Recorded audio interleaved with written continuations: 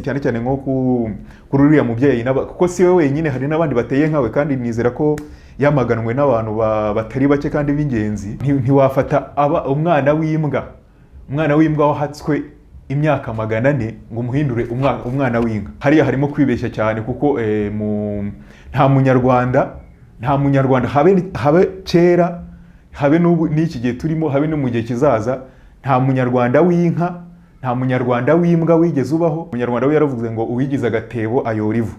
Umuntu ku giti cye ashobora guhitamo kuba imbwa cyangwa se akaba inka. Umwana wabaga atumva neza mu ishuri bamwitaga inka, afite imyumvire migufi.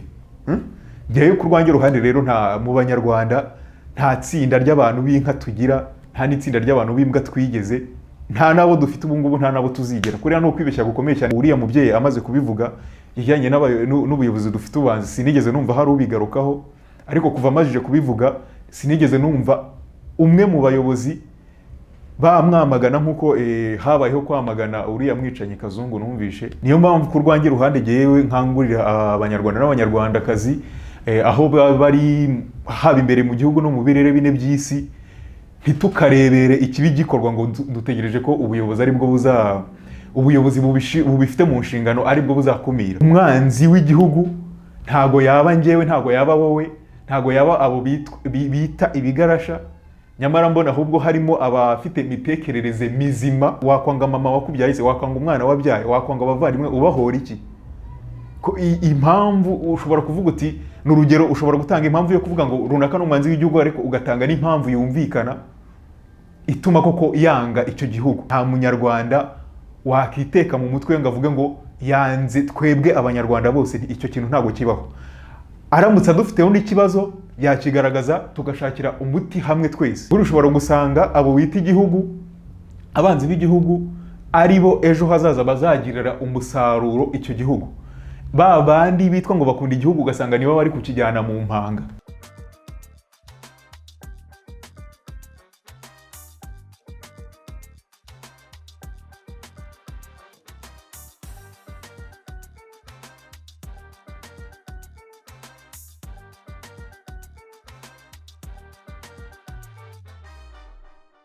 Ikaze bakunzi b'Umwenegihugu Official TV, igitondo cyiza kandi isaa sita nziza, igicamunsi cyiza, umugoroba mwiza, ijoro ryiza bitewe nawo uherereye.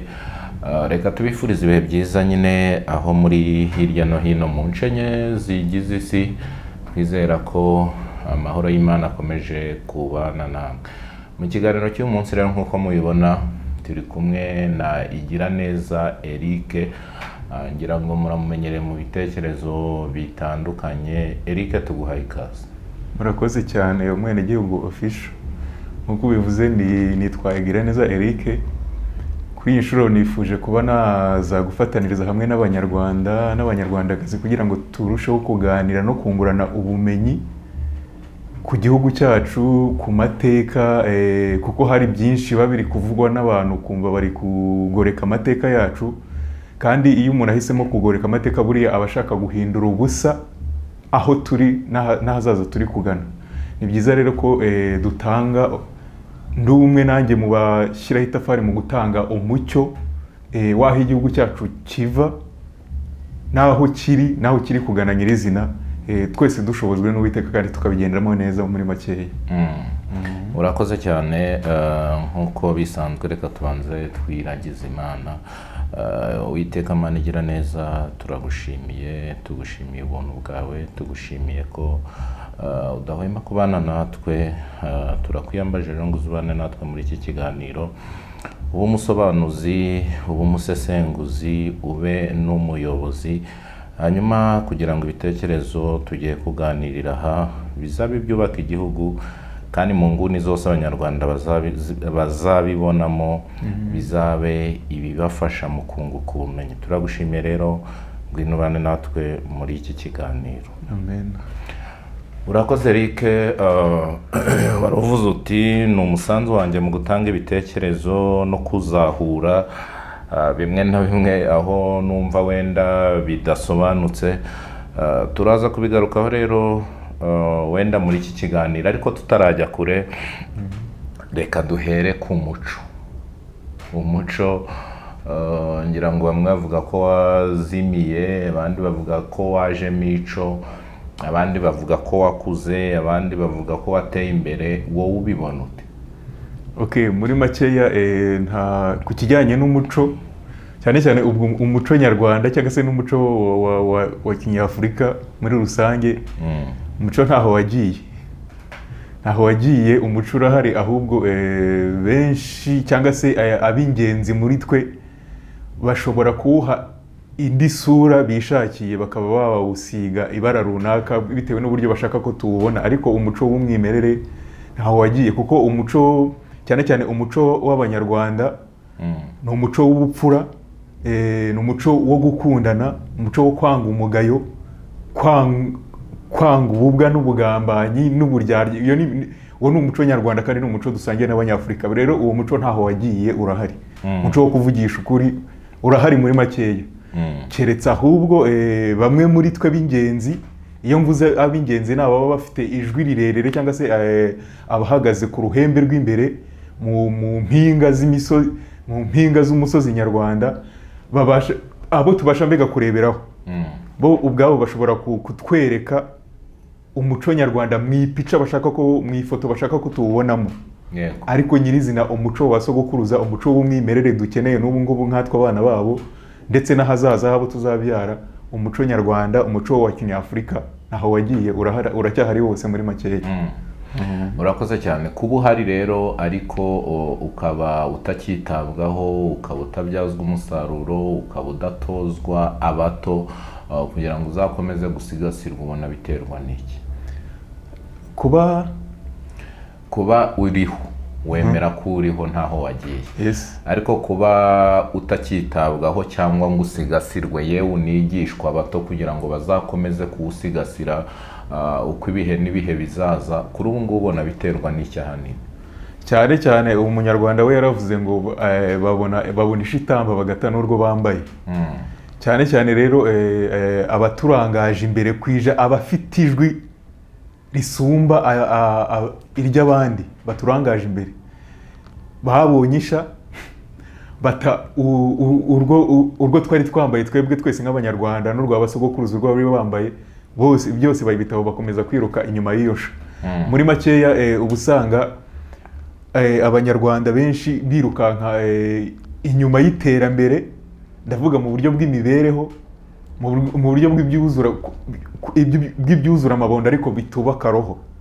Ariko ugasanga icyo kintu nicyo kiri gutuma umuco nyarwanda utakara, ntiwigishwe n'abato, ku buryo n'umwana uvutse mu burere ahabwa uburere bwo gushaka amafaranga, bwo gushaka imibereho, ariko ntago ahabwa uburere bwo kuba inyangamugayo, kubipfura mu bandi, kwanga, kwirinda guhemuka, kwirinda kwiyandarika. Usanga ibyo byigishwa gake cyane, usanga icyo bashyize imbere mu burezi ni ukwigisha abana b'abanyarwanda gupagasa, kubona amafaranga mu nzira byanyuramo izo arizo zose, haba guhemuka, haba mu gukora neza, mbega ugasanga ni uruvange. Ariko ntiwereke umwana ku kijyanye n'uburezi, ntago babasha kwereka abana bango bababwire bati amafaranga cyangwa se inyungu mu mibereho muzabona ziciye mu izi nzira, izo nyungu muzazizibukire nk'uko natwe tuzizibukira, ku buryo babaha n'ingero runaka. Ahubwo basanga icyo kintu cyamize umuco w'ubupfura ukwiye kuranga abanyarwanda muri makeya. Kandi nta icyitwa amafaranga, kuko ibintu ntibishakwa. Amafaranga, indi mibereho, ibyo ni ibintu biciriritse, umuntu ashobora kwishakira ku giti cye.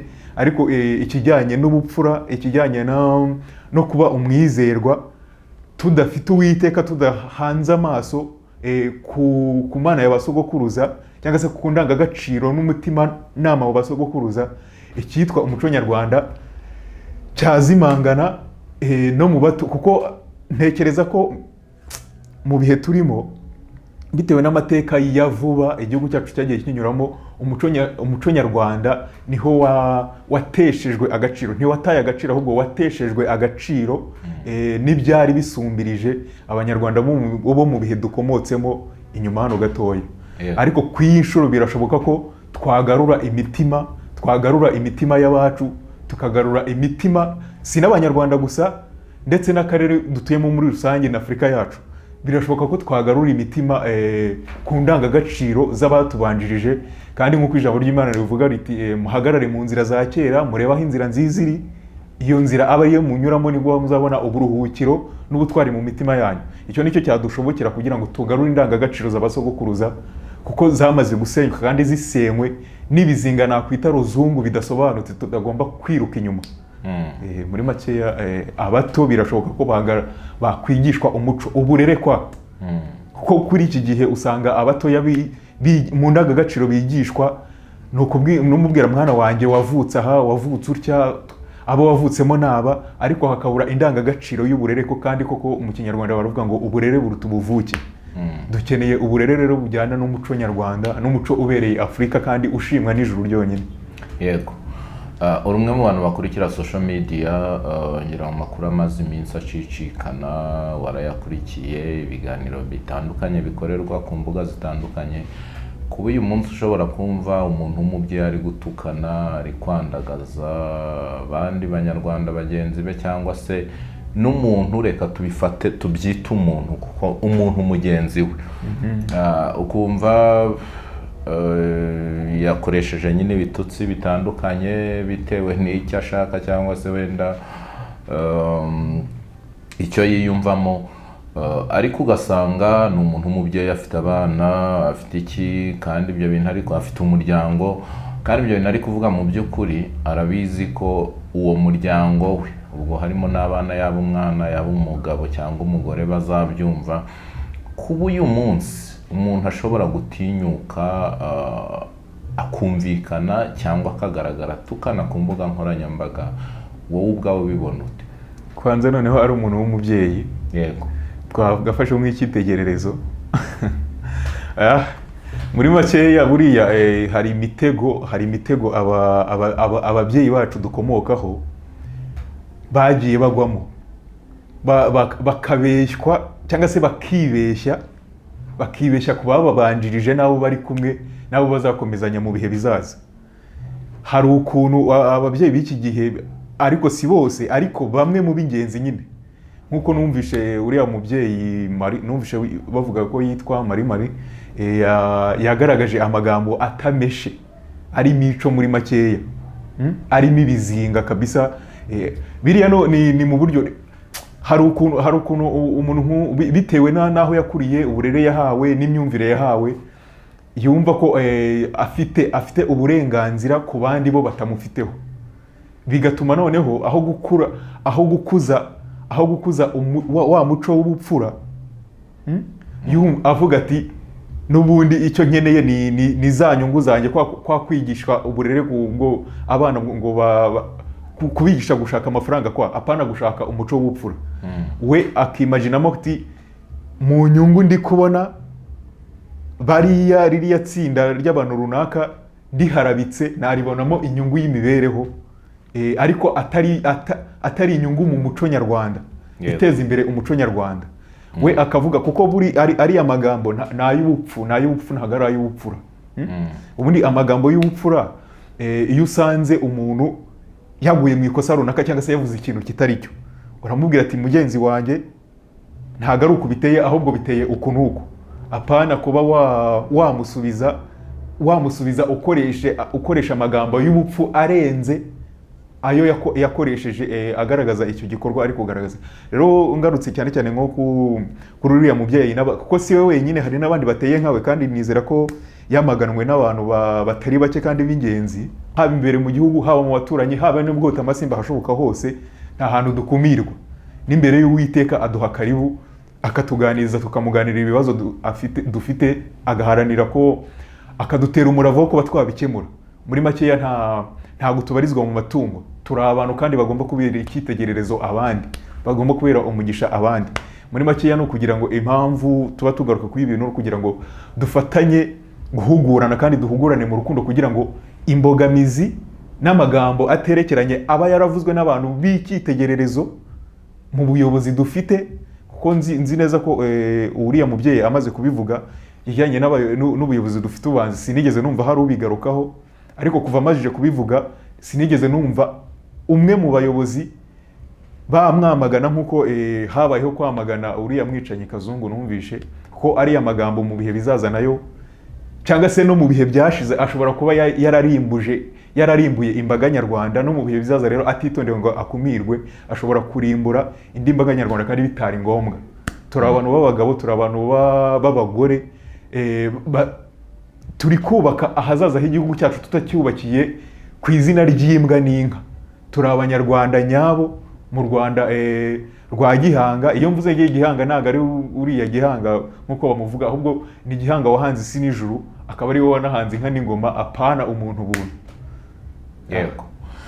Urakoze cyane. Hanyuma kuba ibintu nka biriya nyine biba nkuko wari ubikomojeho, ntihagire urwego na rumwe cyangwa umuyobozi n'umwe ubigarukaho, kandi tuzi ko hari ababifite mu nshingano gukumira biriya bintu, gukumira ibyaha nka biriya, gukumira urwango nka ruriya, gukumira amacakubiri nkariya, kuko buriya riya iyo bamwe bisi nk'abandi ukabita imbwa, ntekereza ko ni ukubacamo kabiri, ubu bashyize mu byiciro bibiri, ubwo ni ukubaca. Kuba ibintu nka biriya bibaho ariko ukabona umuntu wese yabaye ntibindeba, kandi ngo dufite inzego zishinzwe gukurikirana ibyo bintu, ubona biterwa n'iki mu by'ukuri? Mu by'ukuri uriya inzego z'ubuyobozi zishinzwe gukumira ikintu nka kiriya, ubu usanga abazirimo nta bumenyi bafite mu mitekerereze bwo gukumira amacakubiri nkariya. Niyo mpamvu ku rwanjye ruhande yewe nkangurira abanyarwanda n'abanyarwandakazi aho bari haba imbere mu gihugu no mu birere bine by'isi, ntitukarebere ikibi gikorwa ngo dutegereje ko ubuyobozi ari bwo ubuyobozi bubifite mu nshingano ari bwo buzagikumira, kuko akenshi na kenshi ubusanga nta bumenyi nta n'ubushobozi kuko bafite bwo gukumira ikintu nka kiriya. Ahubwo hari igihe ushobora kurindira ngo bazakumira ikintu amacakubiri nkariya, ahubwo ugasanga aho kumenamo amazi nk'uwo muriro uri kwatswa, umuriro mubisha ugomba gutwika inyubako z'imitimanama y'abanyarwanda, ahubwo ugasanga kubera ubumenyi bukeya azanye peteroli, azanye essence, aje kuyizimisha uwo muriro w'amacakubiri uri kwatswa. Noneho ahubwo ugasanga bifashe indi ntera. Muri makeya icyo nabwira abanyarwanda n'abanyarwandakazi bafite bumva babishoboye mu mitimanama yabo no mu bwonko bwabo biteguwe neza, nababwira ngo message nabo hano kugira ngo igihe amacakubiri nkariya azamutse, wowe munyarwandakazi uzareba iki kiganiro ugomba gufata iya mbere nk'umuntu ubifite mu nshingano, kuko dufite imitimanama igenzurwa n'Uwiteka, itagenzurwa n'undi muntu uwo ari we wese. Abayobozi babifite mu nshingano bafite ubumenyi bukeya, muri makeya baramutse bakumiriye amagambo nkariya bajya bavuga ngo ku rwanjye ruhande mba numva ko baba bigaragara ko baba bari kwisenyeraho nk'ihene, kuko usanga bamwe muri bo ku ikubitiro ariko batekereza nabo aragisitara, kuko nk'uriya mubyeyi nabo bari kumwe muri iriya space bakoraga, babikoraga mu izina ry'ubutegetsi bw'u Rwanda, babikoraga nk'abantu bari kuvugira leta y'u Rwanda, ariko ngira ngo ntabwo ariyo yari yabatumye, ahubwo ni ukugira batanze icyo bafite muri makeya, ariko bagiha leta ituyoboye, ariko mu kukiyiha ntabwo yigeze icyanga ngo bigaragare. Sinzi niba izacyakira, ariko natwe icyo tuba tugomba gukora, abafite icyo bazi tuba tugomba gufata iya mbere natwe tugashyira ku mugaragaro ibindi bitekerezo n'imigambi irushijeho kuba myiza yunga abanyarwanda. Noneho byaba ngombwa izo nzego zibifite mu nshingano na leta dufite ikihitiramo ikigomba gukora, nabo igomba kujyana nabo muri makeya, kubera ko ariko cyane cyane ni ngombwa ko tunashimira umuntu uba waragize uruhare kugira ngo ariya magambo y'uriya mubyeyi nabo bari kumwe ajya ahagaragara, kuko ntekereza ko uko nabyumvishe ariya magambo y'uriya mubyeyi na bagenzi be bari baguri gukorera kuri social media, bavugiraga kuri social media, ariya magambo yari kodinzwe n'umunyarwandakazi uba mu Bufaransa bita Rosemary, ni ukuvuga ngo ariya magambo yose yakwirakwijwe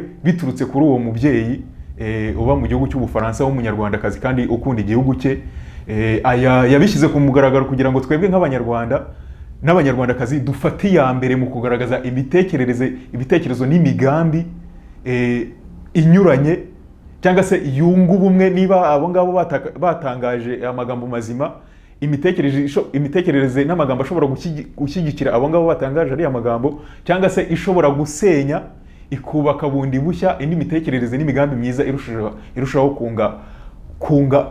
kungira hamwe abanyarwanda kugira ngo dusenyere umugozi umwe. Mu by'ukuri rero ku rwanjye ruhande ntabwo narengaho ntashimiye uwo munyarwandakazi Rosemary wagize uruhare mu gufata iya mbere mu kugaragaza, kuko iyo ataza kubigaragaza na n'iyi nshuro twakabaye tukiri mu Kigali dufite ibindi bintu turangariyemo, nyamara hirya yacu cyangwa se hino hari umuriro uri kwatswa bucece ugambiriye gushumika inzu zituyemo abana b'abanyarwanda mu ngeri zose. Kandi izo nzu iyo mvuze inzu iturwamo n'umunyarwanda, inzu y'umunyarwanda ya mbere ni umutimanama. Umutimanama n'ubwonko buteguye neza bujyamo imitekerereze mizima ifitiye igihugu cyacu akamaro ko turi n'ahazaza. Ku rwanjye ruhande rero uwo mubyeyi wagize uruhare kugira ngo ariya majwi agaragazwe yubahwe muri iki kiganiro, nawe nanakireba azamenye ko tumwubashye kandi tugomba gufata iya mbere mu gukangurira n'abandi kugira ngo inkomyi n'imbogamizi zikomeza kugaragara hirya no hino mu gihugu cyacu. Iyo mvuze mu gihugu cyacu mvuga mu banyarwanda bari hanze yacyo n'abarimo imbere, izo nkomyi n'imbogamizi dushyire hamwe tuzikureho. Kandi ikintu cya mbere buriya iyo umuntu wamunesheje mu migambi n'ibitekerezo bizima n'amagambo yubaka, nta n'ikindi kintu ashobora kugutsindisha kindi, ahubwo icyo aba afite ni ugukosora imigambi ipfuye aba afite akagaruka mu nzira nzima. Nicyo cy'ingenzi dufite. Yego. Urakoze cyane. Hanyuma ukomoje ku kintu cyo kuvuga mu kanya ngo babonye biriya bintu cyangwa babyumvise, impamvu batabikumiriye ni uko nta bushobozi bafite. Waba ushatse kuvuga ko bicaye mu nshingano zitari izabo? Bicaye mu nshingano zabo ariko hari ibiza bibarengeje ubushobozi. Buriya urugero nguha, niyo mpamvu hari umuco umwe wigeze kwaduka mu Rwanda uvuga ngo umuntu abe ijisho rya mugenzi we. Umuntu abe ijisho rya mugenzi we. Kandi buri wese aba afite amaso abiri. No kuvuga ngo amaso yanjye aramutse ampagije koko, ijisho rya mugenzi wanjye ntabwo najya kuryisunga. Nabo ngabo rero babifite mu nshingano mu by'ukuri, bo icyo baba bategereje mu bushobozi baba bafite nuko tugaragaza imitekerereze n'imigambi dufite twebwe nk'abanyarwanda, kuko abakoze biriya ni abanyarwanda n'abanyarwandakazi bose bari bafatanirije hamwe bari mu mujyo umwe. Ariko nk'ababifite mu nshingano bapfuye kwinjira muri icyo kintu, muri make ngenda bibona ko nta bushobozi baba bafite bwo gukumira ikintu nka kiriya. Ahubwo twebwe icyo tuba tugomba kuba ni umusada n'ibitekerezo bizima n'imigambi irushijeho kuba myiza, noneho mu kugira ngo babifate mu nshingano bashyire ku munzani barebe ikibereye abanyarwanda icyo ari cyo. Ukuri ni ukuhe, ikinyuma ni iki, cyashobora kuzanira ishyano abanyarwanda n'ubuyobozi dufite ni ikihe, igishobora kuzanira umugisha abanyarwanda n'ubuyobozi dufite ni ikihe. Bo noneho bakihitiramo nabo bahitamo nabi, tukabyanga tukagaragaza ko ibyo baduhitiyemo atari byo, bahitamo neza tukabashima kandi tukanabasabira n'umugisha ku Uwiteka. Ariko icyo mvuga ni iki, ntago ari ukubagaya, ni ukubahugura. Nta bushobozi bafite bwo gukumira ikintu nka kiriya, twebwe abanyarwanda twese tutabigizemo uruhare. Twebwe abanyarwanda tugomba abafite abumva hari itara riri kwaka mu mutima no mu bwonko bwabo, tugomba gufata iya mbere tugafashanya. Kuko ni urugero abayobozi, ni urugero nka polisi, ni urugero ntanga nko kuri traffic. Nk'imodoka runaka iyo ikoze impanuka, abantu bari gupfa cyangwa se bari kujya mu kaga, nyine bigaragara ko iyo modoka yakoze impanuka, njyewe nk'umunyarwanda uri kubireba ntabwo nategereza ngo traffic ibanze ihagere ntangire gutanga ubufasha ku bari muri ako kaga. Ahubwo ngomba gukoresha ubwenge mfite mu bushobozi mfite, nkatangira gufata iya mbere, traffic ikaza kuba ihagera, ariko umusanzu wanjye nawe utanze nk'umunyarwanda cyangwa se nk'umuntu uwo ari we wese. Twese rero ni mu mujyo, ntabwo tugomba kurindira ngo tubone ishyano riri kugwa ngo dutegereze ngo hari abayobozi babifite mu nshingano. Oya, ntabwo ari byo. igihugu cyacu kituri mu biganza, ntabwo kiri mu biganza gusa by'abayobozi baturangaje imbere. Tugomba gufata iya mbere mu kurinda inguni zose umwanzi cyangwa se imitekerereze ipfuye y'ubugambanyi, imitekerezo yose aho yaturuka tugomba gufataniriza hamwe kuyikumira tudategereje ngo ni runaka uzabikora cyangwa ngo nuriye. Twese tubifite mu nshingano muri makeya. Urakoze cyane. Tugarutse kuri iriya space, ngira ngo badefandaga nyine ngo ukuntu ngo ibigarasha ngo abanzi b'igihugu, abavuga ibitagenda, abashaka gusenya ibyagezweho, ababiba urwango n'ibiki, ariko ugasanga umuntu ari kujya guhwitura nawe ibyo ari kujya guhwitura ari byo yijanditsemo. Ku bwawe umwanzi w'igihugu ubona ari mu ntoki? Muri makeya umwanzi w'igihugu mpamya ni imitekerereze ipfuye ibi turimo, kuko mu mitima nama yacu twebwe nk'abanyarwanda habamo inzira ebyiri. Inzira ikuganisha mu nzira nziza nyine, n'inzira ikuganisha mu nzira mbi. Ariko twebwe tugakora amahitamo, urumva, tugakora amahitamo. Rero ku rwanjye ruhande iyo bavuze ngo umwanzi w'igihugu nutuganisha mu nzira mbi, nutuganisha mu nzira mbi, ariko yanahugurwa bakamwereka bati iyi nzira nimbi ntago ari nziza, we akarushaho gukaza umurego kandi ari kubona neza inzira nziza agomba kuganishamo abanyarwanda muri rusange. Muri makeya uwo nawe ntabwo namwita umwanzi, ahubwo namwita umukozi cyangwa se umukozi w'umwanzi w'igihugu cyacu. Kuko nyirizina buri muntu wese yahugurwa, kuko tujya tubibona nk'abantu bafite ubumuga bwo mu mutwe, cyangwa se n'abandi bantu bari bose bakoze ibyaha bikabahama. Ikihutirwa cya nimero ya mbere mu kubyihutira, abakoze ibyaha bihutira kugarurwa mu nzira nziza, ntabwo ari ugucibwa imitwe. Ntabwo baganishwa mu nzira yo gucibwa imitwe, ni ukugororwa kugira ngo bagaruke mu nzira nzima. N'abafite ibibazo byo mu mutwe iyo byakaze, yenda ari gutera nk'amabuye cyangwa se afite ibindi bintu ari kwangiza, ikiba cyihutirwa no kumuha ubufasha bwo kumuha ubuvuzi kugira ngo agarukane ubuzima buzima. Muri makeya rero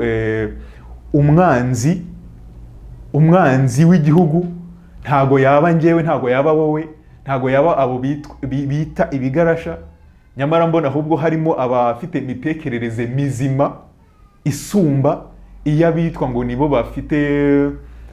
Muri makeya kontrere y'ikigarasha, ubwo utari ikigarasha bari iki ubwo simbizi. Utari ikigarasha reka tumwite ko aba ari umukinnyi wabyo, babibaza ababivuga. Yes. Ariko nzi neza ko mu banyarwanda n'abanyarwandakazi ngiye ku rwanjye ruhande ubwo ngaruka kuba impunzi, nari ngiye kuvuga ngo kubitwa impunzi, kuba impunzi baba barahunze igihugu bakabona akaba ari bo bashyirwa mu ipica y'ubugarasha. Muri makeya mbabonamo abantu b'intwari kandi bagirira umusaruro igihugu cyacu kurenza, dushyize hamwe tugahugurana koko tubikuye ku mutima, tugashakira hamwe umwanzi w'igihugu cyacu wa nyawe. Kubera ko n'urugero n'uwo mubyeyi umunyarwandakazi wagaragaje ari amagambo y'amacakubiri, ni umunyarwandakazi ubarirwa mu bigarasha. Umunyarwandakazi ubarirwa mu bigarasha, nyamara mu by'ukuri hatitawe buriya hari ukuntu umuntu mukuru atera imbyino buri wese agashaka kuyikiriza, atera indirimbo buri wese agashaka kuyikiriza, ariko atabanje gukontorora ngo amenye ngo uyu muntu yavuze aya magambo ashaka kuvuga iki, ashaka gukumira iki. Ahubwo ugasanga abandi bose, kuko ngo nirivuze umwami, ugasanga abandi bose bagiye barindimukiye iyo mitekerereze y'uwo mwami, bavuga bati tugende nkawe, tuvuge nkawe, kugira ngo tugaragarize bariya ububasha n'ubushobozi dufite tubasumbya. Ariko mu by'ukuri ku rwanjye ruhande ntabwo ari ukuvuguruza, kuko iryo jambo ry'ikigarasha rijya kuvugwa ryaturutse kuri perezida wa repubulika.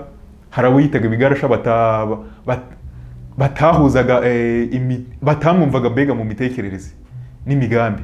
Aravuga ati bariya ni ibigarasha, ariko kw'iyo nshuro uwitwa ngo wese ari mu ruhande ngo akunze leta dufite, niwe uhita kenshi na kenshi nibo bahita basamira hejuru yo kwita bagenzi babo ibigarasha. kandi buriya ntekereza ko abo ngabo bita abandi ibigarasha ntago bakunda leta yacu kurusha uko tuyikunda. Ngiye ku rwanjye ruhande nta muntu nzi ushobora gukunda iyi leta dufite kuruta uko nyikunda, ariko sinshobora kwemera ijambo ryo guharabika bagenzi banjye bari mu bibazo runaka bita ibigarasha cyangwa se basuzugura nanabasuzuguza. Oya, icyo kintu ntago ari cyo, ntago ari cyo, kuko ntago basuzuguritse, nta nubwo ari abo gusuzugura, ahubwo twese dushyize hamwe nk'abanyarwanda dushobora gushyira hamwe muri ya mitekerereze irushijeho kuba myiza, tutitaye ngo bariya babifite mu nshingano akaba ari bo, ntitubategereza ahubwo nabo tukabungura ibitekerezo byo kwerekana ngo umwanzi w'igihugu bundi ninde koko, tukamwerekana, tukamuvizaho, tukamwerekana kandi koko uwo mwanzi aba ahari. Ndetse ni nayo mpamvu hagati y'abanyarwanda n'abanyarwandakazi impande zose haba hari umuriro uri kwatswa, ariko uwo mwanzi kereka pari ari hariya ari kureba yifuza muri make ko uwo muriro ukadukongora. Uwo mwanzi rero niwe tugomba kugaragaza kandi tugaharanira kumwigizayo, ahubwo tukimika umukunzi w'igihugu cyacu uzanira imigisha n'ubushobozi n'ubwenge abacu muri makeya. Aho ngaho umwanzi w'igihugu arahari, ariko umwanzi w'igihugu ntago ari uwo bariya batwereka. Ntago ari uwo bariya batwereka ko buri wese na Kayini ubwe yishe murumuna we yibwira ngo niwe mwanzi we, ariko umwanzi mukuru wa Kayini yari ibitekerezo bye biyobowe na Sekibi. Urakoze cyane kuri ibyo bitekerezo, ariko tutarava kuri iyo ngingo cyangwa se kuri icyo kintu wavugagaho cy'umwanzi.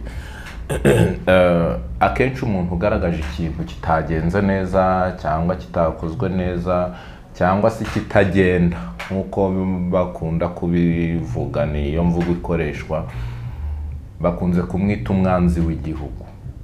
Mu misesengurire yawe cyangwa mu ntekerezo zawe, umwanzi w'igihugu n'ubuyobozi bw'igihugu ubitandukanya gute? Donc igihugu n'ubuyobozi.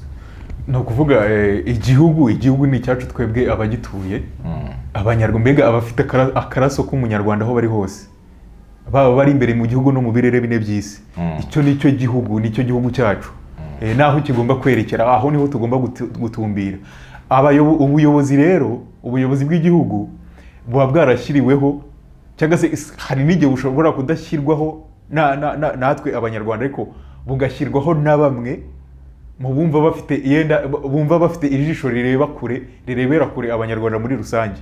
Ariko ugasanga ubwo buyobozi bashobora kubushyiraho bukaba bwahindukirana abanyarwanda bafite umwimerere, bafite ineza, bashakira ineza igihugu cyabo. Iryo tsinda abo bayobozi bagafata abanyarwanda akaba ari bo batangira kwita abanzi b'igihugu muri makeya. Nyamara icyo kintu ntago ari cyo. Nta mwanzi, none se ubu wakwanga mama wakubyaye, se wakwanga umwana wabyaye, wakwanga abavandimwe, ubahora iki? Impamvu ushobora kuvuga uti, n'urugero ushobora gutanga impamvu yo kuvuga ngo runaka n'umwanzi w'igihugu, ariko ugatanga n'impamvu yumvikana ituma koko yanga icyo gihugu. Icyo gihe iyo mpamvu ntayihari ngo uyigaragaze, nta n'impamvu yo kuvuga ko kumwita umwanzi w'igihugu kuko ngenzi neza ko nta munyarwanda wakiteka mu mutwe ngo avuge ngo yanze twebwe abanyarwanda bose. Icyo kintu ntabwo kibaho. Aramutse adufiteho n'ikibazo yakigaragaza, tugashakira umuti hamwe twese. Abafite umurava kurusha abandi bagashaka umuti w'icyo kibazo. Ariko nta munyarwanda ufite imitekerereze runaka wavuga ngo uriya afite imitekerereze yo kwanga abanyarwanda, ngo kubw'iyo mpamvu tumuhindure umwanzi. Uko nuko utareba kure, kandi bigaragara ko niba umuntu runaka atari kureba kure ngo arebe icyakorwa, aba akwiye gutanga umupira, gushyira umupira hasi, agatanga umupira akavuga ati, abumva abafite ubushobozi bwo gutekereza ngo batwereke icyo twarushaho gukora cyarushaho kuba cyiza, bacyerekana. Apana gufata umwanzuro, umuntu agafata umwanzuro ngo ni umuyobozi ku giti cye wo kuvuga ngo ba runaka n'abanzi b'igihugu. buri ushobora gusanga abo bita igihugu, abanzi b'igihugu ari bo ejo hazaza bazagirira umusaruro icyo gihugu. Ba bandi bitwa ngo bakunda igihugu ugasanga nibo bari kukijyana mu mpanga. Tugomba kwimika imitekerereze y'ubupfura n'ubutwari no kwanga umugayo. Ntabwo kuri kugomba gukandagirwa tukureba ngo turi guhangana n'abanzi b'igihugu, nyamara abo banzi atari abanzi ahubwo ari abantu bo niba koko bafite imitekerereze itari myiza mu gihugu cyabo. Buriya urwango ntabwo rusimburwa n'urundi rwango, n'umwijima ntabwo usimburwa n'undi mwijima, ahubwo urwango rwimurwa n'urukundo. Urukundo rutahageze urwango ntirushobora kuva aho ngaho, ruhora rukururana. N'umucyo utagobotse umwijima wahora ari icuraburindi warashinze ibirindiro. N'ukuri rero kutabonetse n'ikinyoma cyakomeza kwimikwa, ari ntikitwa ikinyoma ahubwo kikakomeza ari ikinyoma cyitwa ukuri. Mu by'ukuri rero ngiye ku rwanjye ruhande wari wambajije nta mwanzi w'igihugu mbona utakwigizwayo, nta mwanzi w'igihugu mu Banyarwanda ngo umunyarwanda ahagarare hariya avuga ngo ni umwanzi w'igihugu cye. Oya, umunyarwanda ashobora kwanga imitekerereze n'imigambi runaka, iyo migambi n'imitekerereze yaba ari mizima, abumva ari mizima, tugafataniriza hamwe kumuhugura no kumwereka umucyo n'ukuri kurushijeho kuba kwiza. Nawe yaba afite ubwo bushobozi bwo kutwereka ko imigambi turimo ari mibi, akabitwereka koko tugakosora imigambi dufite. Ariko nyirizina nta munyarwanda ku maguru abiri wavuga ngo nguriya n'umwanzi w'igihugu, nguriya n'umukunzi w'igihugu. Twese dukunda igihugu cyacu muri make kandi tugishakira amahoro. Ikintu cya mbere muri rusange, ikintu cya mbere ni uguhugurana tugatanga amakuru y'ukuri afitiye umusaruro sosiyete. Ubwo wenda mu yandi magambo ni ukuvuga ngo nta munyarwanda wanga igihugu cye, ahubwo yanga imwe mu mikorere y'abayoboye igihugu cyangwa se y'abayobozi atavuga rumwe nabo. ashobora kutumva imikorere y'abayobozi b'igihugu dufite ubu, cyangwa se ababanjirije abo dufite ubu ngubu, cyangwa se no mu yabasogokuruza akaba atumva imiyoborere cyangwa se imigambi y'abo basogokuruza bari bayoboye igihugu icyo gihe.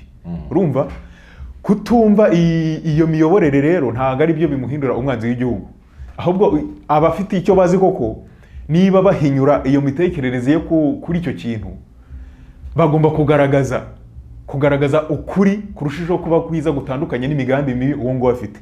Ariko ntago aba ari umwanzi mu by'ukuri, ntago aba ari umwanzi, nta nubwo aba ari umwanzi w'ubuyobozi, kuko n'ubuyobozi bwacu bushobora gukora nk'amakosa runaka, cyangwa se ababurimo bagakora amakosa runaka, ariko twahaguruka twayagaragaza. Iyo bayakosoye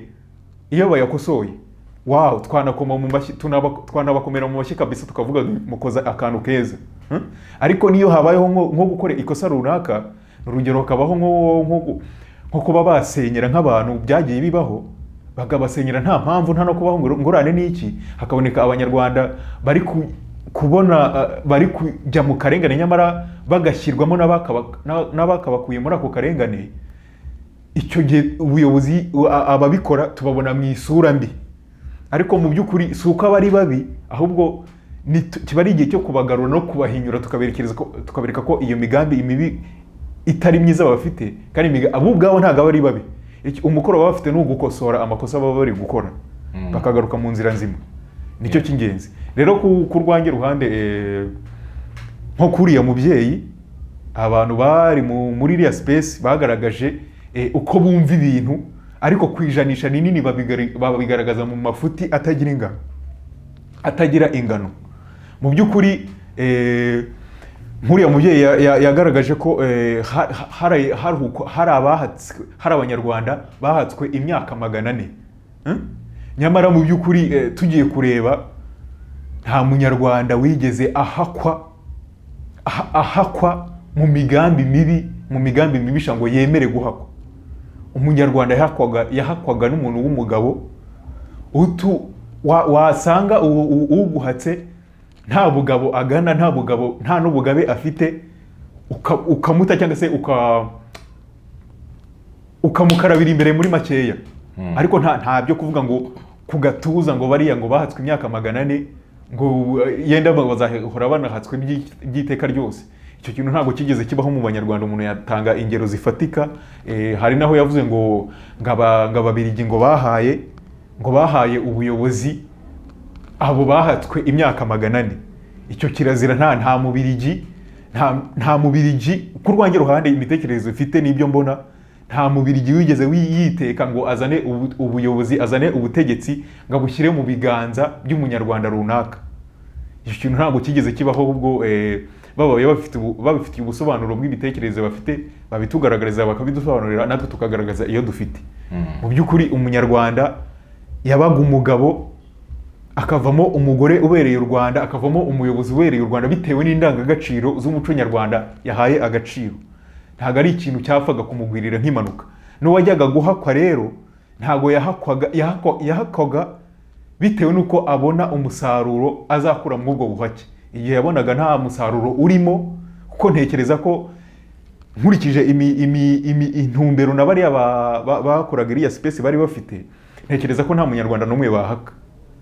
Niba koko bakomoka mu bo bavuga ngo bahatse abanyarwanda, igice kimwe cy'abanyarwanda, bariya imitekerereze n'imigambi bafite nta munyarwanda muzima babasha guhakana, ntibibaho. Icyo kirazira. Urakoze cyane.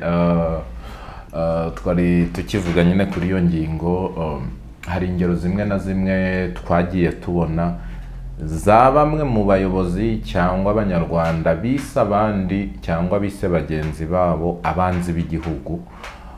Ejo umwanya yavugiragamo yawukurwamo, ugasanga yiswe igisambo, yiswe ikise. Ariko se mu by'ukuri ni ukuvuga ngo iyo ubwo avuye muri uwo mwanya nawe wenda ntawamenya imitekerereze ye, ntawamenya biba biri mu mutwe avuga ati ibyo navuze se ubu biragenda gute ko niteranyije, wenda ni urugero, ariko mu by'ukuri abaza ukuri. Ariko se wenda ikintu nari ngiye kukubaza, ubona ari iki cyakorwa kugira ngo icyo kintu gicike cy'urwango mu banyarwanda, gusebanya, kutumvikana, kutoroherana, kumva muri make munyarwanda atari mugenzi wawe? Mu by'ukuri ikintu cyatuma bicika, ibintu nk'ibyo bicika, kuko ntekereza ko urabona nkuriye nk'umuntu baba ari mu nshingano afite umwanya mu kiyobozi, biba abayobozi bo hejuru n'abo hasi. Iyo akuwe muri uwo mwanya akagaragarizwa amakosa, amafuti n'ibyaha yakoreye muri uwo mwanya yari arimo, ahubwo biba bigaragaza ko nyirizina ari we wari umwanzi, ari we wahaga urwaho umwanzi w'igihugu nyirizina. Nawe ubwe ntabwo aba ari umwanzi, kuko aramutse ari umwanzi w'igihugu nawe ubwe yava muri uwo mwanya hari ahandi hantu aganishwa, muri gereza, mu nkiko n'ibindi. Ariko impamvu bamukura muri uwo mwanya bakamushyira ku ruhande ni ukugira ngo ave mu mwanya utari uwe. Imitekerereze n'imigambi aba afite ntabwo aba ari imitekerereze ibereye umunyarwanda uri muri uwo mwanya ahagazemo. Umfashije wanyibutsa gato ikibazo warumbajije kugira ngo hanyuma wese ubwo ntabwo aba ari umwanzi w'igihugu. Uwo nguwo umuntu ujya mu mwanya ntiyuzuza inshingano kandi afite uburyo n'itegeko ribimwemerera, ntakora inshingano ze uko bikwiye, w'abakunda igihugu, abagikunda ariko nta bushobozi. Ubundi hari igihe rega hari ikintu kimwe, hari umuntu bajya bavuga ngo umuntu atanga icyo afite. Ahubwo abakunda igihugu ku rwange ruhande niko mbibona, ahubwo akabeshya ko azagiha ibyo atigeze, ibyo adafite. Hanyuma ubwo mu yandi magambo tuvuge ko abatazi ko akora ayo makosa, abayazi, abizi neza, ariko shimwe kubanyiranda n'ibindi nkabyo nibyo bituma abeshya ko ari gukorera ibyiza igihugu. Si ukucyanga rero, ahubwo no kuvuga ngo aba ari gutanga icyo afite. Aramutse afite ibifitiye umumaro icyo gihugu cye, aramutse afite ibitekerezo n'imigambi myiza ifitiye umumaro igihugu cye, ndabizi ko yabikora ashyizeho umwete. Ariko ntabyo aba afite, ahubwo agakora ikosa ryo kubeshya ko azagirira umumaro igihugu cye, kandi ahubwo akizaniye ishyano, abizi neza mu mutima nama we. Ahubwo kugira ngo yifotoze nawe adacikanwa kwigaragaza mu bakunda igihugu, akemera agatanga ibyo afite, ariko ni ibintu bipfuye. Ntabwo aba bitanze kuko yanga igihugu cye, ahubwo aba bitanze kuko ari ibyo afite. Nta kindi kintu kibe cyera kibe kizima, nta kindi kintu aba afite cyo gutanga. Kuko uwo mwanya awukoreyemo ibintu byiza, agakora inshingano ze neza, siko nibyo byarushaho kumuzamura bakamushyira no mu zindi nzego kugira ngo arusheho gukomeza kugirira umumaro igihugu arangaje imbere. Yego. Igihe rero ibyo ngibyo atabikoze, none se bashobora kumubaza bati kuki utakoze ibyiza, kuki utakoze ibyiza kandi wari ubishoboye. Yakwerurira uramutse umusabye kukubwiza ukuri, yakwerurira akakubwira ko uko gukora ibyiza ntako yari yifitemo muri we, akunda ahubwo hakorwa iki kugira ngo abo bantu, abo bayobozi bafite imitekerereze ipfuye kandi bakiri mu buyobozi, hakorwa iki kugira ngo bakurwemo ibyo bitekerezo bizira, bahabwe ibitekerezo bizima bifitiye umumaro igihugu cyacu. Ikintu cya mbere rero ni ukubabwiza ukuri kw'akaminura. Ubundi ukuri kw'akaminura muhini niko naringiye kuvuga, kandi reka byature nyine hakenewe gukoreshwa kuvugisha ukuri kw'akaminura muhini. Hari ukuntu ubwo bisobanuye ukuri nyako, buriya hari ukuri kw'Abanyarwanda tugenda twirengagiza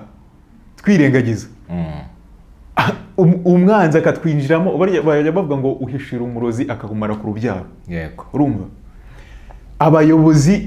abayobozi dufite, bamwe mu bayobozi dufite ndetse n'abandi bakabashima bigakorwa bareba, bagatanga message zangiza igihugu, bakazanira imigambi mibisha. Iyo mvuze imigambi mibisha, ni wa muntu werekana, umuntu nyine ufite imigambi mibisha ni wa muntu werekana indangagaciro nzima. Mbega muraje mu magambo ukumva ari kuvuga ibintu byiza bizateza imbere Abanyarwanda. Twese nk'Abanyarwanda twakwirundurira muri icyo kintu mu gushyira hamwe kugira ngo dushyire hamwe iyo migambi.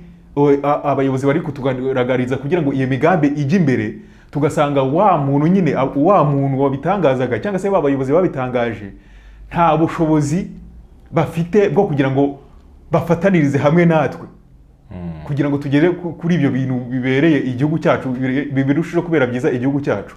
Mu kubigerageza nk'Abanyarwanda twafata iya mbere turi kubishyiramo imbaraga, abo ugasanga mu bwonko bwabo ni mu gicuku, ahubwo bari kuzana, mbega ni nko gufata amata uvangamo ibisogororo, uvangamo ibintu mbega bitari byiza, ugasanga bibaye umwanda.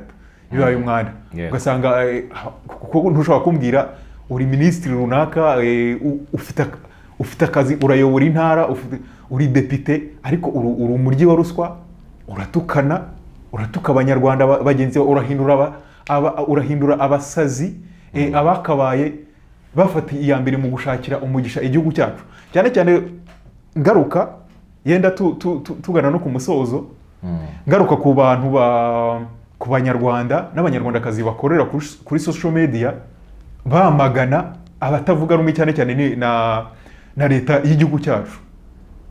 Ndababwiza ukuri ko nta bushobozi, abenshi muri mwe nta bushobozi mufite, nta bwonko n'umutima mufite wo guhangana, wo kumenya guhangana cyangwa se wo kumenya kuvuguruza abafite imigambi koko mibi ku gihugu cyacu, abafite imigambi mibi batavuga rumwe n'iyi leta dufite. Nta bushobozi, nta bwonko, nta magambo mazima, nta masomo mazima mufite gutanga, ahubwo ibyo mufite gutanga ni nk'ibyo abo ngabo nyine baba bari gushaka kugaragaza, guha isura mbi iyi leta yacu n'urugero dufite. Ibyo urabivuga ushingira kuki? Ko none se urashaka kumbwira ko nk'abantu bari muri iriya space bari bafite iyihe mitekerereze isumbya ubupfura iyabariya bavuga ngo nabanzi b'igihugu? Ngiye ku rwangira ruhande nabo bari muri iriya space nabonye ko aribo bashobora kuzanira igihugu. Muri make aribo dushobora gutangaho urugero abanzi b'igihugu, buretse ko nabo twahohoteye kuko imitekerereze itungo nyine ririshiriza ku burebure bw'ikiziriko ryambitswe. Imitekerereze yabo ifite aho igarukira. Niyo mpamvu bajya gutomboka ugasanga bari kwita abo batabeshejeho imbwa, abandi bakabita inka. Nyamara mu by'ukuri ahubwo ngiye ku rwangira ruhande Abanyarwanda aho turi hose twifitemo ubushobozi bwo kuba twakorora izo nka, tugacirira n'izo ngwa igihe zaba zidufitiye umumaro koko. Ariko mu by'ukuri mbwira Abanyarwanda ngo uhigize agatebo niwe uyora ivu, uzahitamo kwigira imbwa nta kazi ke, uzahitamo kwigira inka ariko icyo nzi cyo twebwe turi abagabo, turimo abagore, bagomba kubaka gushaka ahazaza h'u Rwanda. Ahazaza h'u Rwanda nuko tugomba gushakira amahoro Afurika yacu n'isi muri rusange. Tugakora ibikorwa by'ubutwari koko bigomba kubera umugisha kandi tukemera no kwiga no kwigishwa muri makeya. Urakoze cyane. Ikibazo nayo nabajije mu kanya kimwe wigeze kumbwira ngo nkwibutse nuko wenda twahise dufatiraho ikindi gitekerezo. Nakubazaga ngo ubona ari iki cyakorwa kugira ngo uru rwango ruri mu banyarwanda rwaba rugaragarizwa kuri social media, rwaba rwabitse mu mitima, rwaba urwo bagendana cyangwa urwo baganirira iwabo rucike. Ni ukuvuga ngo umunyarwanda abona umunyarwanda mugenzi we nk'umuvandimwe atamubonye nk'umwanzi. Njyewe nzi neza ko bishoboka ko twazamura ibendera ry'umucyo. Ry'umucyo tukareka hari ibintu bidufitiye umumaro. Hari ibintu bidufitiye umumaro tuba twarasigiwe n'abatubanjirije, ariko dukomeza gushaka kugira ubwiru. Dushaka kugira ubwiru ngo nuko tubigaragaje ba runaka batera imbere twe tugasigara inyuma. Tubigaragaje wasanga aho twari turi ko tuzi ko twicariye ikinyoma n'urugero, tukavuga ati twarindimuka hacu ntiyakwibukwa. Hari ibishoboka rero ku rwange ruhande ababishoboye, ababifite mu nshingano koko. Iyo mvuze ababifite mu nshingano ntabwo mbavuze abayobozi nyine bahawe ibiro runaka. Ababifite mu nshingano n'abanyarwanda n'abanyarwandakazi bafite inyota yo kubona urwango rurimburwa mu mitima y'abanyarwanda. Birasaba ko tuvugisha ukuri, birasaba ko tugaragaza ukuri nk'uko kuri. Kuko n'urugero mu mateka yaranze igihugu cyacu, usanga twebwe nk'abanyarwanda twitana ba mwana tuvuga ngo ni bariya babiteye, na bariya akavuga ngo nitwe twabiteye. Urumva? Ariko ntidushaka kureba wa mugani, ntidushaka kureba igitera yabitewe nande. Ko twagize bagashaka buhake hano mu gihugu, ubwo ndavuga abakoloni, tukaba dufite amadini hano imbere mu gihugu ndetse no hanze yacyo, bo nta ruhare babigiramo mu gutuma basikingiza imyumvire yacu kugira ngo idakure, kugira ngo imyumvire yacu idakura ngo igasenya izo nzangano n'ubujiji buri mu mitima y'abanyarwanda. Kuko urwango ruzanwa n'ubujiji, urwango ruzanwa no kutamenya ukuri. Yesu Kristo nawe ubwo yaravuze ngo muzamenye ukuri kandi ukuri niko kuzababatura. Turi imbata z'urwango, ariko kuko twabuze cyangwa se twanze kwibohora urwo rwango kugira ngo tugane mu rukundo. Ibendera ry'umucyo rero niryo rigomba kudutera gukundana. Imbogamizi zatumaga twangana zigakurwaho. Ibyo birashoboka bidashobozwe na babandi bicaye hahandi hejuru bavuga bati ni ukuri ni kugaragara ahacu hazabura.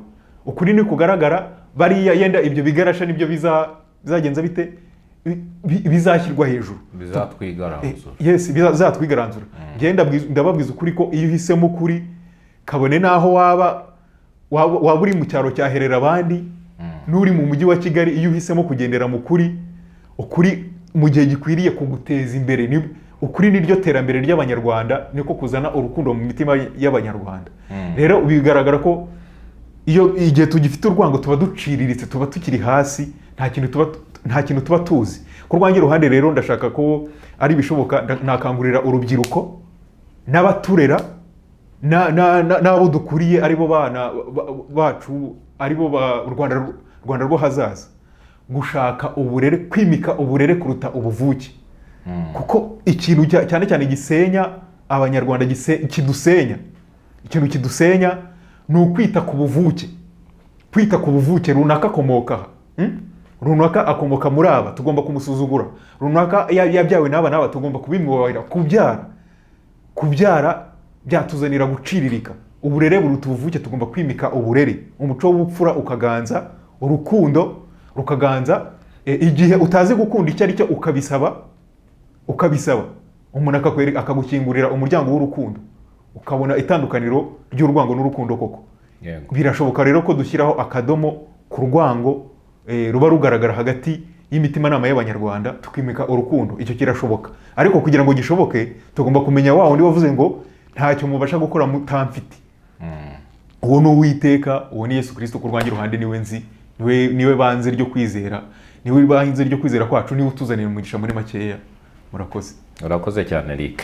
Hanyuma mu masegonda make tugana ku musozo, inzego zifite mu nshingano ibyo ngibyo uvuze tuzisaba iki? Ku rwanjye ruhande icyo tuzisaba nuko zigomba kugukangurira abanyarwanda, kuko hari abanyarwanda bakitinya, hari abanyarwanda bafite imitekerereze mizima ariko bitinya, bavuga ati nkozi ndamutse ngaragaje kuvuguruza umuntu ushyigikiye leta, nyamara ugasanga yishyigikiye mu mafuti, urumva? Abanyarwanda ugasanga bari kwitinya ati ngaragaje kuvuguruza uriya muntu ugaragaza ko akunze leta, byahita nanjye inshyirwa kuri liste y'abanzi b'igihugu, y'abanzi b'iyi leta dufite. Njye ndashaka ko abayobozi babifite mu nshingano bafata iya mbere mu gukingura umuryango abanyarwanda bagatanga ibitekerezo bizima bigomba kubakika igihugu cyabo, apana kubagumisha mu kintu cy'icyuka cy'icyoba. Kuko buriya n'urugero abayobozi dufite n'urugero nabatanga urugero ko ari abaderevo b'indege cyangwa se abakapiteni batwaye ubwato bugari butwaye abanyarwanda, cyangwa se batwaye imodoka ariko itwaye abana b'u Rwanda. Muri makeya uwo mushoferi ashobora kugera mu muhanda ariko atazi icyerekezo cyawo, icyerekezo ari kuganamo. Ntawumubujije ko ntawuza ngo amubuze ngo amubwire ngo kuko utazi icyerekezo va kuri iyo bisi, va kuri ubwo bwato, cyangwa se va kuri vora y'iyo ndege ngo abe ari njye ujyaho ujye uzi icyo cyerekezo. Oya, ahubwo icyo badukeneyeho abayobozi, icyo bakeneye nuko tubereka icyerekezo kizima bo batazi, kuko birashoboka ko bari kuyobora igihugu ariko ntago bazi aheza harushije kuba heza bagomba kukiyobora ahariho. Bagomba rero gukingura urubigwa bagahumuriza abanyarwanda abazi icyerekezo kibereye abanyarwanda, kuko tukagitanga, kuko icyo cyerekezo kirahari kandi kirushijeho kuba cyiza, aho kugira ngo bakomeze guhuzagurika, bakomeze kuba bari ku buyobozi bahuzagurika, batazi icyerekezo ariko badashaka no gutanga uburenganzira ngo bamwe muri abo bagenzi batwaye babarangire icyerekezo kizima kirushijeho kuba cyiza. Muri makeya rero bagomba guhumuriza abanyarwanda, abafite ibitekerezo bizima bakabitanga nabo, kandi bakirinda, ndavuga abayobozi, bakirinda imyumvire yo kumva ko bahaka. Uhaka umunyarwanda namuhake mu kuri, ariko guhakishwa ibinyoma, guhakishwa urwango, icyo kintu twebwe nk'abanyarwanda n'abanyarwandakazi ntitugishaka, kandi bazamenya ko twacyanze. Yes, reka tugushimira, wakoze cyane. Muri makeya mu gusoza ntabarambiye nibutsa ko nanjye mfite chaîne ntagiraho ibi bitekerezo yitwa Igira Neza Eric, ababishobora bankoreraho subscribe, kandi bagafata nkangurira n'abanyarwanda bose kugira ngo barusheho kwimika imitekerereze yabo irushijeho kuba myiza. Ni icy'ingenzi. Ndabashimiye mwene gihugu ku bwa karimo mwaduhaye kugira ngo turusheho gutanga umusanzu ubereye abanyarwanda bose, baba bari imbere mu gihugu n'abari mu birere bine by'isi. Urakoze cyane. Urakoze cyane. Reka tugushimire, dushimire n'abadukurikiye, ariko nyine nk'uko wari ubibasabye bagende bakore subscribe, yaba kuri Igira Neza Eric, yaba ku Mwenegihugu Official, ndetse kandi ibitekerezo byabo ni inyamibwa. Gusangiza abandi ibiganiro tuba twakoze nabyo biba bikenewe kugira ngo ubutumwa bwacu nyine bugere kure. Reka tubashimire rero, tubifurize ibihe byiza aho muherereye. Ibiganiro by'Umwenegihugu Official nakagaruka.